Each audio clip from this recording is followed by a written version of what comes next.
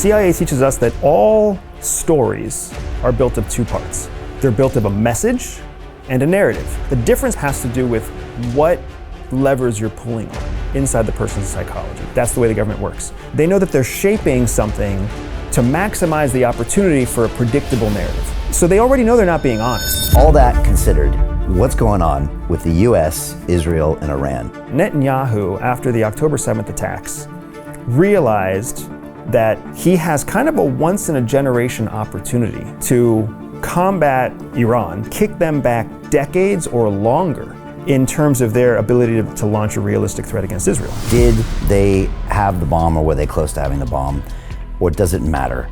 Marco Rubio was on there and he just said, look, they got 60% uranium, you don't need that. He's like, that's enough for me, we gotta go in there. So what we have is a convenient excuse to make a show out of blowing up these 3 nuclear facilities that may or may not even be where the 60% uranium is being saved or preserved. Iran promised a response. They didn't promise it's gonna be in 5 days. That doesn't mean that in 3 years there's not gonna be a fucking dirty bomb that goes off in New York City. What's next for Andrew? What's important to me is shaping the future for my children. So the success that I have in business, the success that we have with Shadow Cell, the success that we have on the internet is all secondary to the life I'm trying to give them. We have plans to immigrate and leave the United States. I'm trying to create global citizens, not blind, hard-headed Americans with their blind, hard-headed opinions. I can't shape the world, but I can shape the world for my kids.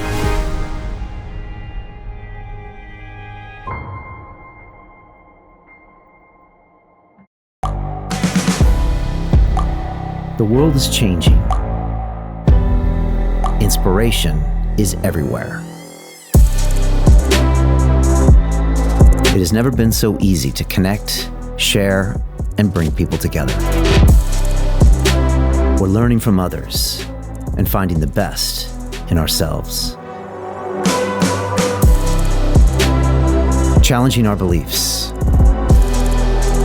Sharing our vulnerability. Overcoming our fears. Transforming ourselves so we can transform the world. How far can we go? This is London Real. I am Brian Rose. My guest today is...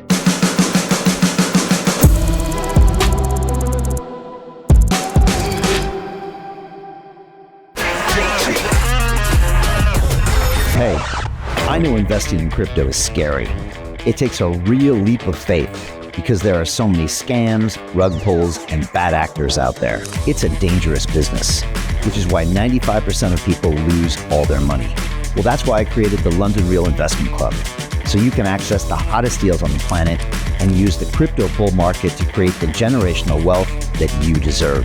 Join my team of over 100 people from around the world that are making millions of dollars behind the scenes investing in blockchain, AI, Web3 games, DeFi, Bitcoin, and more. Don't miss out. Click the link below to book a call with one of my team now. But hurry, this bull market will end soon. I know investing in crypto can be scary. That's why you gotta join the investment club. Pull the trigger. Let's do this.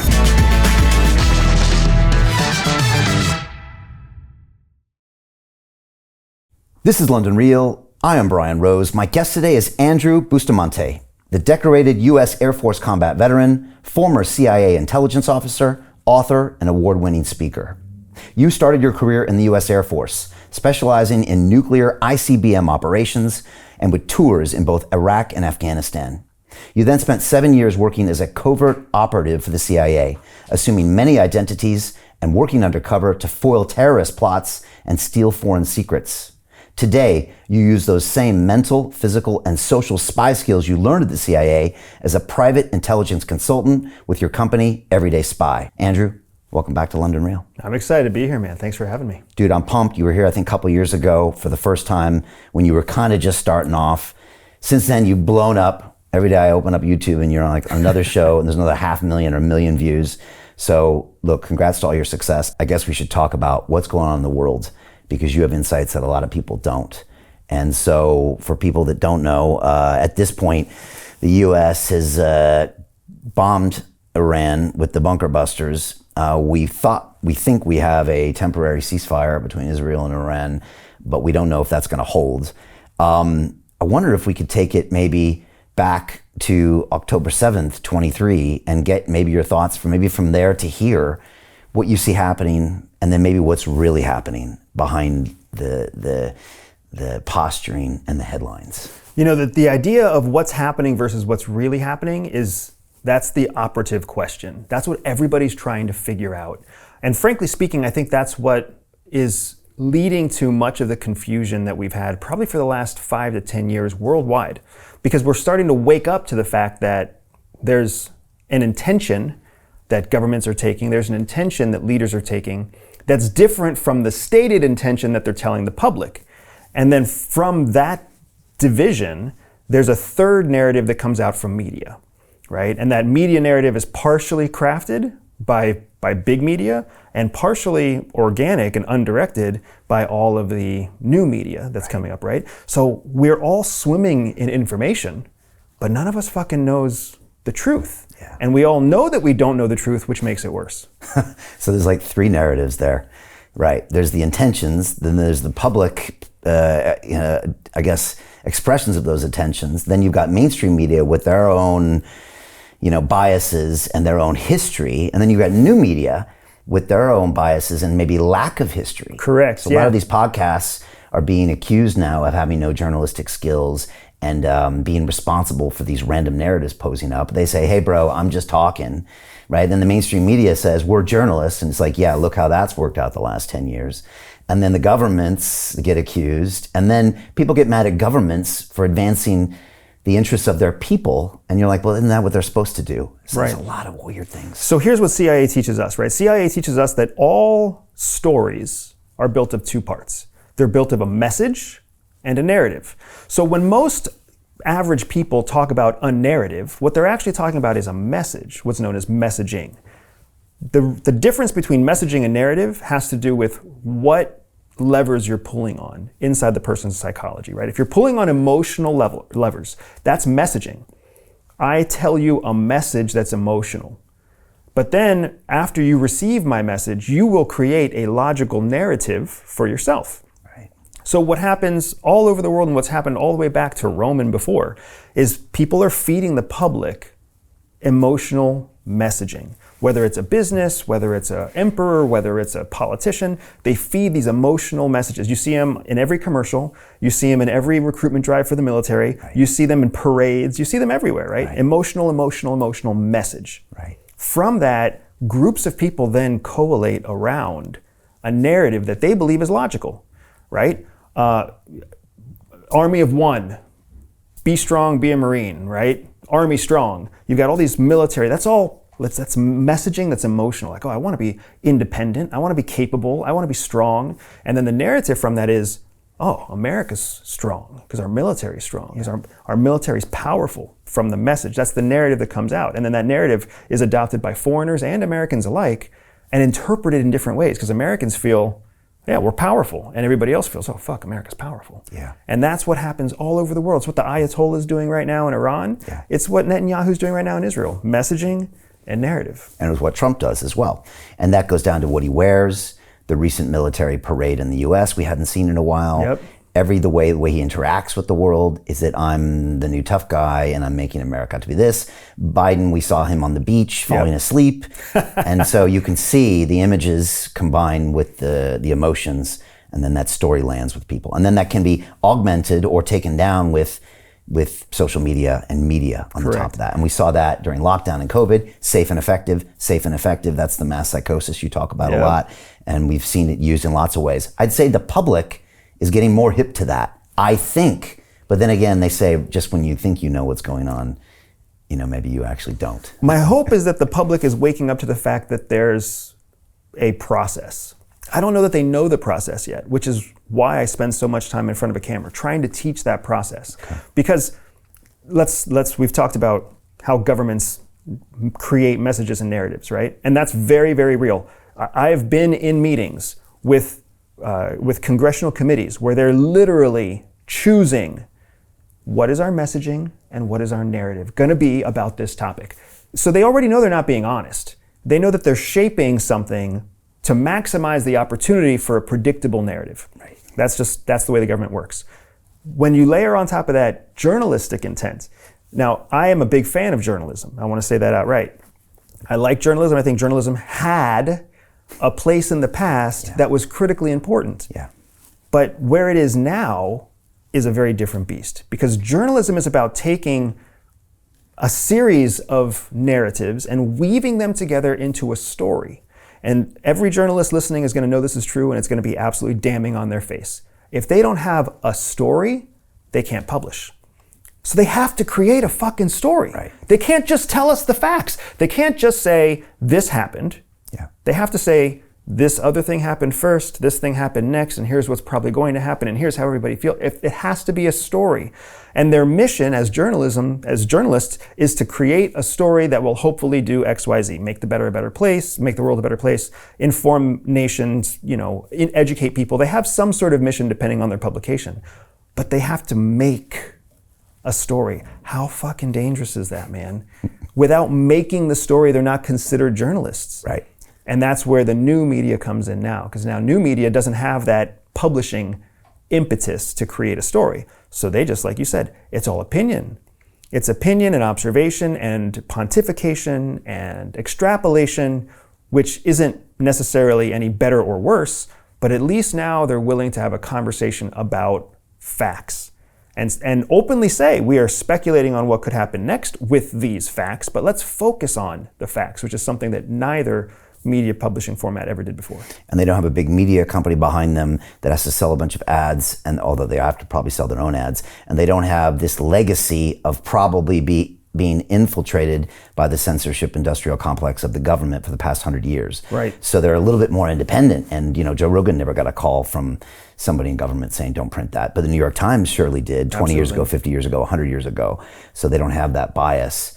Look, we make documentary films. And when you watch one of my documentary films, you're like, oh, this is just, like a camera followed Brian around when he went to South America and drank the ayahuasca and then went to talk to his parents about their divorce. No, it's actually a crafted story to give you a hero's journey, because without that narrative, they won't learn anything. Right. So we kind of know that you have to tell a story. And most people just think stories are normal. And that's the way the world is, this hero's journey, when in fact, it's not that. Stories are an art form. Yeah. And that's what journalism used to be. It used to be a blend of art and fact that was regulated. So it had to be free and fair and unbiased. But all that melted away in the 70s. And now journalism is just competing for clicks the same way that any other influencer is competing for clicks. So none of that is designed to serve the end user. Just like you said, it's meant to serve the advertiser, most of which don't like advertising in mainstream media. Because what advertisers want is high quality, highly vetted leads to come into their platform. Yeah. Well, when you only have 4 major publishing broadcasters, nothing's quality. You're talking to the 17-year-old Republican just as much as you're talking to the 80-year-old Republican. So do you put on the fucking toenail fungus medicine ad, or do you put on the gun ad? They don't know, and advertisers hate that, which is a large part of why they're migrating to new media too, because new media is hyper isolated. Yeah, I was watching Steve Bannon's War Room on Twitter the other day, and I saw his ads come up, and they were really old guys pitching gold and all this, and I was like, okay, I get the demo. It's a very different demo, but obviously one that works really well for them. Right. All right, all that considered, what's going on with the U.S., Israel, and Iran? Let's talk about that from your perspective, with your background. So first of all, I want to say I think what's happening is extremely rational, very logical, and it's timed intentionally. So what am I saying? I'm saying I don't think Israel's pulling puppet strings over Donald Trump, and I don't think Donald Trump is making strategic decisions that are in the best interest of the United States. I don't think any of those small things are happening. What I think is happening is that Netanyahu, after the October 7th attacks, realized that he has kind of a once-in-a-generation opportunity to combat what is truly an existential threat for Israel, Iran being that existential threat. He has an opportunity to kick them back decades or longer in terms of their ability to launch a realistic threat against Israel. Right. Great line in politics is never let a good crisis go to waste. And so it was a terrible thing that happened that day, but at the same time, it gave him potentially the power to do things he couldn't normally do. Correct. It gave him an opportunity, a window of time when he had the people behind him, he had his own war council behind him, he had the military behind him. So he had to act fast, very similar to 9/11, when a divided, a very complacent United States all of a sudden had everybody's support to go do whatever you got to do, right? Okay. So Netanyahu realized that and moved on Gaza very quickly. Now, the narrative that came out of Gaza is divided. Some people think it's an ethnic cleansing or a genocide of the Palestinians. Other people think that it's a validated hunt for Hamas that's hiding among the population. So there's two different narratives that are in limbo. But from the lens of Netanyahu and the lens of Israel, they are depleting Iran's capability to commit conflict in Israel. This is almost identical to what we're seeing in Ukraine and Russia, right? Ukraine is systematically depleting Russia's ability to do harm in NATO. Israel is systematically depleting Iran's capability to cause havoc across the Middle East. So in both cases, you have a proxy conflict that has many, many players involved, even though only two countries are really committing resources. Okay, let me pause you real quick. Some say Netanyahu let it happen. Some say that it was just an opportunity. Do you have a comment on that without going too deep down the rabbit hole? In my experience, the probability is that it is not any kind of conspiracy. The probability is that IDF forces identified the attack, escalated through internal communications, but IDF didn't communicate well enough with Mossad and Shin Bet, and then as a result, a disaster happened. That's only because 9/11 is an example of that. We have multiple examples of cross-communication within a democracy not working effectively to secure the border. So I would say it's 80% probability that happened, 20% something shady happened. Now I'm not saying nothing shady happened after the attack. What I'm saying is in the lead up to the attack, to believe that leadership would let their people get hurt, that's a stretch compared to the idea that maybe people just weren't very good at their job. But still shocking that it happened from all of your tradecraft and everything you know, still really a wild event that could happen and then go on for so long, 6, 10, 12 hours, without the response. It's fascinating because it really demonstrates the difference between the idea that we all have of Israel and the reality of Israel. Yeah. Right. And that's every time we have that juxtaposition, it's really important. The idea we had about Russia, the realities of Russia. The idea we had about Ukraine, the truth about Ukraine. And we all have to understand what we believe to be true is an image that is crafted over time, just like Mossad has crafted an image, and they are currently trying to recraft that image with these wild exploits all over the world. Even the belief in U.S. military power versus the reality in Afghanistan or Iraq. That was another big one. And again, the U.S. is trying to repair this with this B-2 bomber. Yes. The 12-day war, again, that's a part of the narrative. Not a single, American died. They're trying to build that back up. Right. We launched 13 Tomahawk missiles from underwater in a submarine. Why the fuck would we do that? We already knew the Tomahawk missile wasn't going to penetrate deep enough to cause damage. So we did it really just to show the world, hey guys, we can launch cruise missiles that are highly targetable, that are almost impossible to shoot down from a submarine underwater.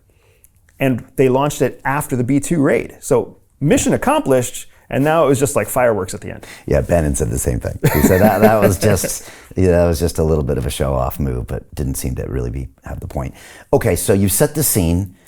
Bibi has this opportunity, and he decides to take it all the way. And that's what's happened over the last almost 21 months. Yeah, because if you think about it, if you look at it through the lens of strategic intent, right? Yes, Netanyahu is in trouble in his own country. He's got a population that only partially believes in him. He's got corruption charges. He's got all sorts of legal issues. So the longer a war lasts, the longer he gets to delay punitive action. Plus, if he's the guy that saves them against Iran, maybe then the courts will go easy on him. So yes, all of that's true. All of that exists. We can't ignore that. However, you also have to acknowledge the fact that up until October 7th, you had Houthis threatening Israel, Hamas, Hezbollah, both threatening Israel, and Iran threatening Israel. And 3 of the 4 of them had all promised to destroy the Israeli state. That's existential, right? Existential threats are threats that truly will destroy your existence, the existence of the Jewish nation, the Israeli nation. Since then, Investment Club. Today, I consider it the best investment that I've ever made. We get 4 projects presented a week by their associated CEOs. Personally, I'm completely blown away by the quality of these projects, and I know of nowhere else where I would be given this same opportunity. Each week that passes, I feel more appreciative of the fact that I'm a member of this group. The vibe was just tremendous. Everybody's on the same wavelength. We just clicked. Everybody listened to each other, enjoyed their company. It was just magical. Take action. Don't take my word for it. Due diligence you need to do. And I really hope that someday down the road I see you in the club. It far exceeded expectations, without question.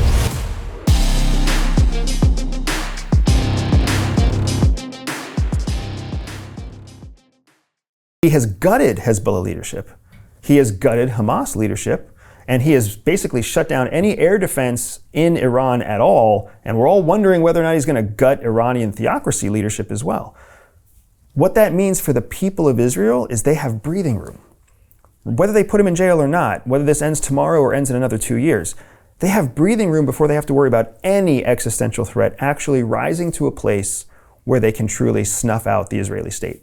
That's the hope, but the challenge is we don't know if that's the reality, because the fact that they destroyed, we are claiming to have obliterated these facilities in Iran doesn't account for the fact that we also have always believed that they have secret smaller facilities separate from these 3 enrichment locations, where after they enrich to 60% in one location, they relocate the uranium to enrich it the final 30%. So nobody really knows publicly if we're actually safe or whether we're just giving ourselves a pat on the back for destroying these centrifuges. All right, did they have the bomb or were they close to having the bomb, or does it matter? Marco Rubio is on there, and he's quite a great speaker, probably a future president, and he just said, look, they got 60% uranium, you don't need that. They're building it underground in a mountain. He's like, that's enough for me, we gotta go in there. Obviously, Iran has been death to America for the last 45 years. What do you think? Is that a debate worth happening or not? Did the U.S. have to go in? My line on what we did in Iran is that we did the right thing at the wrong time. We did the right thing at the wrong time.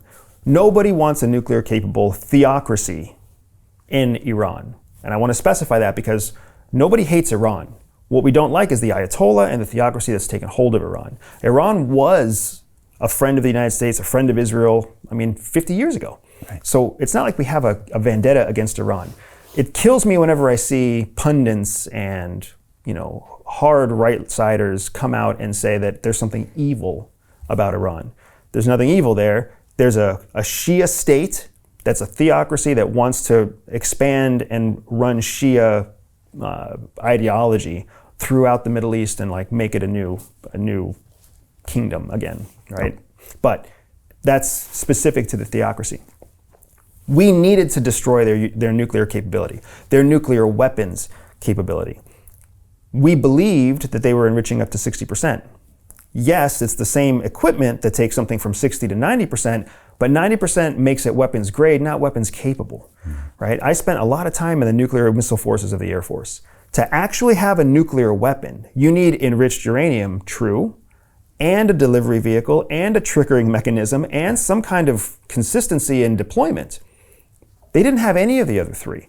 We watch North Korea launch missiles that blow up in the sky all the time. Yeah, they still don't have that, do they? Correct. Right. Iran has none of that. So what we have is a convenient excuse to make a show out of blowing up these 3 nuclear facilities that may or may not even be where the 60% uranium is being saved or preserved.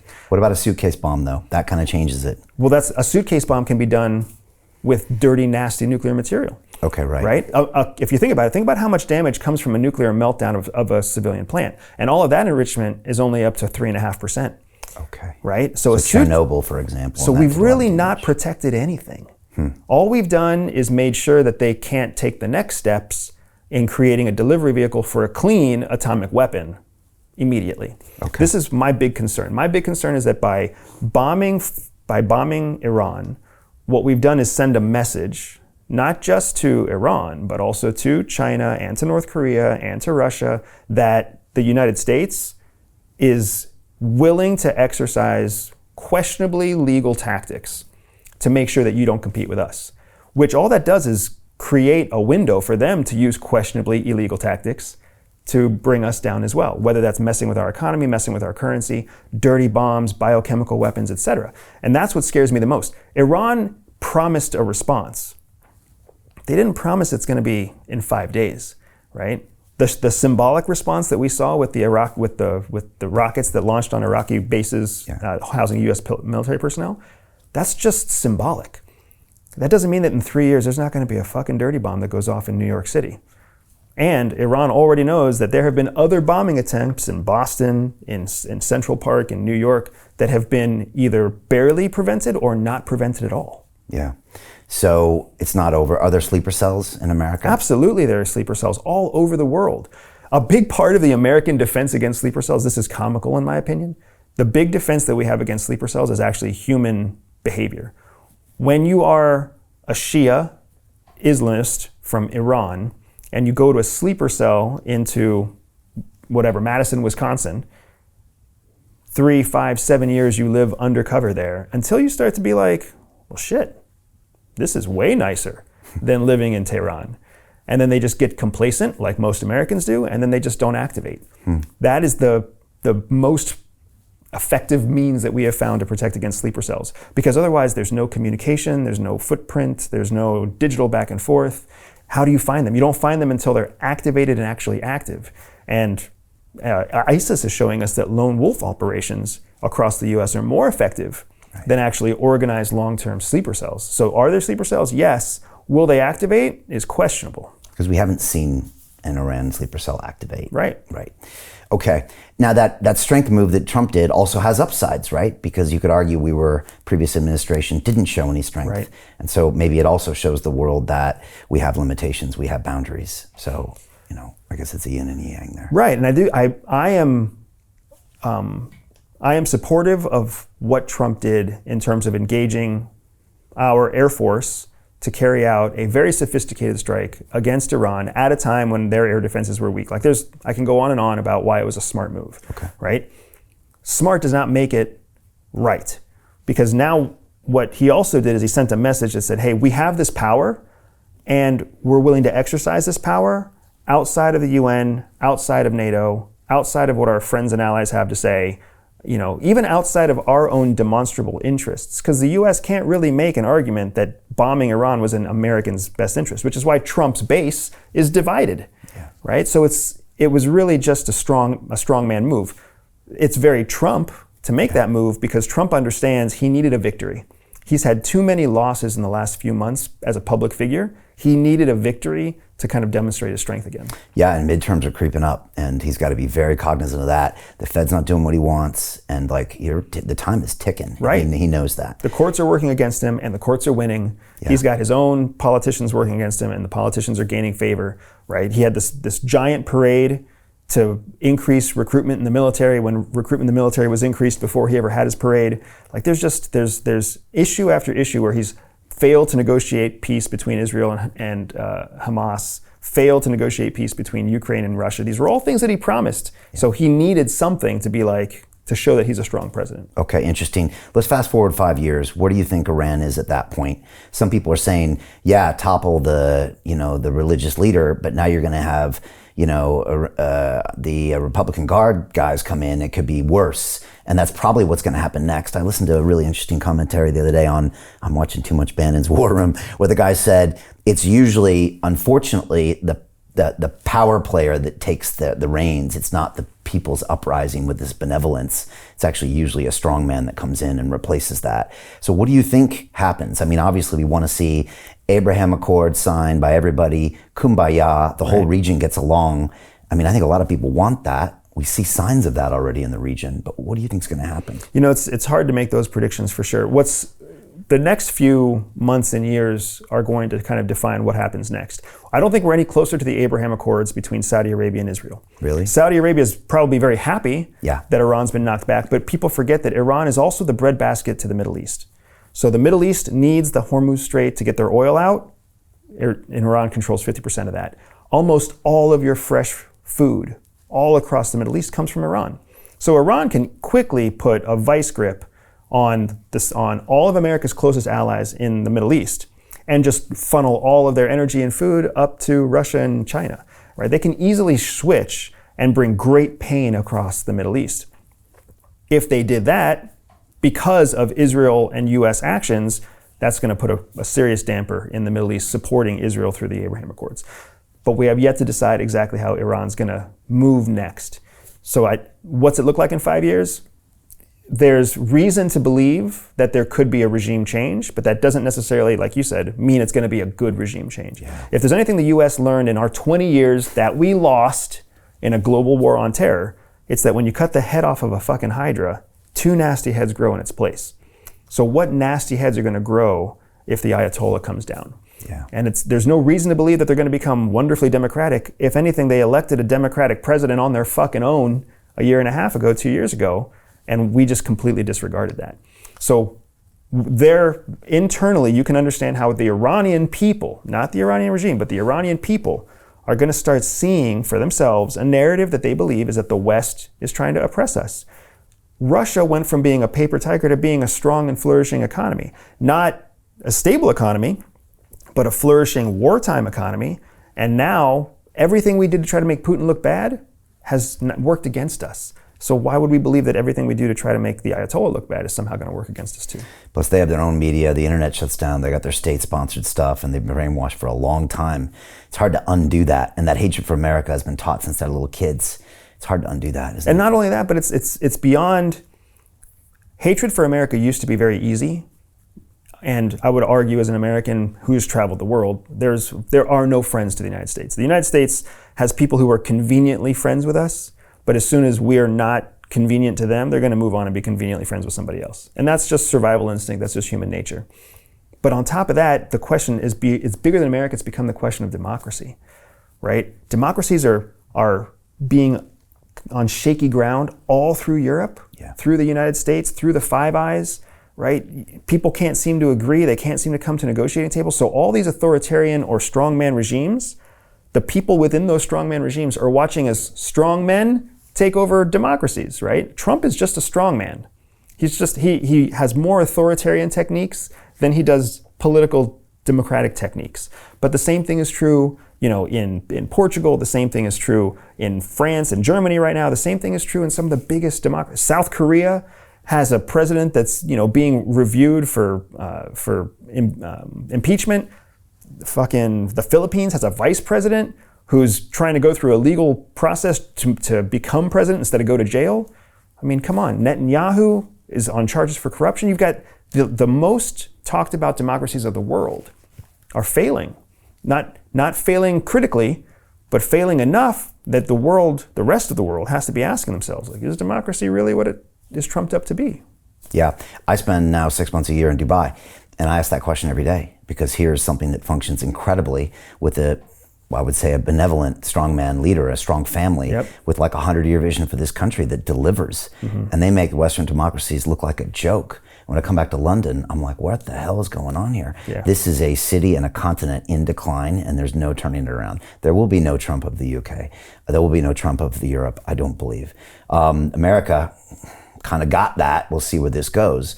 But you can't make this argument anymore that democracy is the best for everyone. I never believed that anyways. But you're right. It's now the narrative that's of question right now. And some people are really showing that you don't need that democracy. And think about it, even just 10 years ago. Yeah. 10 years ago, people would just blindly say democracy is the best. Yeah. 20 years ago, we were still trying to forcibly drive countries to adopt democracy. Democracy's a few hundred years old. Yeah. Right? And democracy didn't serve Rome. So, what is really going to be the government of the future? And that's why I think it's such an exciting time where we are right now, because we are literally watching as technology and education and the reach of information expand, and this idea of democratic equality shrinks, right? We've got huge socioeconomic divides, huge political divides. It's a very small part of the population that makes a very large impact. And we're all realizing that. And it's making it so that even young people who have predominantly been the progressive liberal voices of the world, even young people are saying, well, fuck that. I'd rather be one of the few that's rich rather than one of the many that's poor in pursuit of equality or democracy. And that's going to get even more polarized with artificial intelligence, I believe. Absolutely. The people at top are going to use that to get even more power and wealth, and the people at the bottom are going to get less and less opportunities. People who adopt AI are going to use it for innovation and opportunity. People who delay the adoption of AI are going to be left behind. And then you've got the people who are going to try to adopt AI partially for reasons that somebody else has come up with, and they're going to never break out of a certain level of wealth or capability. I've had all the AI experts in here, and they say pretty much the same thing.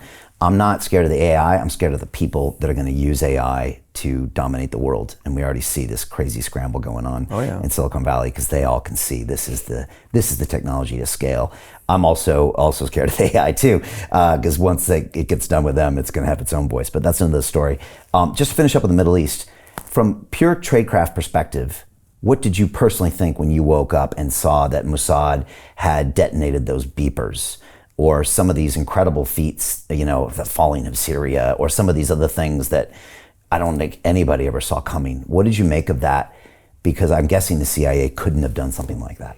Yeah, so it's funny because CIA has a lot of priorities. The whole world is of interest to the CIA. So because of that, you take your multi-trillion-dollar budget and then you split it out over 163 countries, and all of a sudden you don't have very much capability in any specific country. And people don't understand that the CIA is directed based off of intelligence policymakers who are elected officials. So as we elect idiots into office, whether you think Trump's an idiot or not, we all know that the senators and congresspeople under Trump are various levels of idiocracy, right? So you've got all these people who have a voice in what is the national security priority data set. So CIA has to follow whatever those directions are according to where the budget comes from. The budget comes from Congress. So why do I say all that? I say all that because for sure, what you see with Mossad can't be replicated by CIA. Mossad has one primary threat, Iran. And then its second primary threat is Iranian proxies. So everything that they've ever focused on, all their money, all their capability, everything is really focused in almost one exclusive direction. And as they've had success with the Abraham Accords across parts of the Middle East, they've been able to reduce what they've had to put into protecting themselves against Sunni Muslims. So you've got this focus, and on top of that focus, you have a very risk-tolerant intelligence service, because the people will tolerate things that Mossad does where Americans would never tolerate if CIA acted the same way that Mossad acted, right? Americans would not be proud if we sent an agent on a motorcycle to strap a bomb to someone's car in public. They would not be proud if, an AT van or an A-team van had a panel drop and a machine gun that was mounted there assassinate engineers, civilians around the world. Americans would have a problem with that Israelis don't have. Right. That happened a few years ago, right, to the Iranian scientists. Correct. So Mossad does incredible things because they have a population that supports them, and the rest of us get to watch with clean hands and say, wow, it's like the movies. But if we did that kind of shit, there'd be riots in the street like we see in California. That being said, the plastic and the beepers is pretty phenomenal. Pretty phenomenal. Phenomenal. And I think what you're seeing, what people also need to understand is one of the reasons that Mossad is so capable is because they're always innovating new kind of cutting edge, high risk operations. And they're planning them, and they're wargaming them, and they're setting them in motion as precautions just in case they choose to exercise it in the future. So it's not like they're sitting around a table and then they come up with this idea and then 2 days later it's executed. They thought about this years ago. They thought about this 3, 5, 12 years ago, and back then Netanyahu and the Security Council were like, this is not the right time. This is not the right time. But after dropping the ball on October 7th, this is a time when they need to win some WASTA back. So they're like, let's launch our big showy stuff, just like our Tomahawk missiles from the United States. Let's blow up pagers, just to show the world that we can. Yeah, there's collateral damage, no one's gonna focus on that. Yeah, we're also blowing up kids in some places, no one's gonna focus on that. And now, let's launch drones from inside Iran. We don't have to, but let's do it anyways, just to show that we can. Because Netanyahu wants to put fear, he wants to use that psychological warfare to keep Hezbollah and keep Hamas from counterattacking when they're focused on Iran. Which is just as important part of warfare as the actual warfare. There was this conversation, I don't know if it was real or not, on Twitter, of course we're now seeing this on our social media, of a Mossad guy calling up one of the Iranian generals saying, you got 12 hours to publicly come out with a video and say, I'm giving up, I'm walking out. He's like, we already killed this guy, and you're next, and you're going to take your wife and your kid and these things with you. And the guy's like listening, and he's asking some questions, and he's like, how do you want me to send it to you? He's like, on Telegram. He's like, well, do you want my number? He's like, I have your number. And so it's just this scare tactic they probably used on all of them. But when you're there, 12 days in and all of these things are happening, and maybe some of that stuff works. And alongside with all of the psyops, it works even on people that are used to psyops. So think about the fact that, the cartels in Mexico have had a long history of success by convincing parents that their children are in cartel custody when they're not, right? They just call up a parent and they say, hey, we have your child, we have them tied up, we know what hotel they're staying in, and we'll kill them in 12 hours if you don't give us $30,000, right? And then they're on the phone with the child on the other side, and they're like, hey, we're this high-end prostitute, and we're gonna come visit you. All you need to do is take a picture of yourself in your hotel room in your underwear.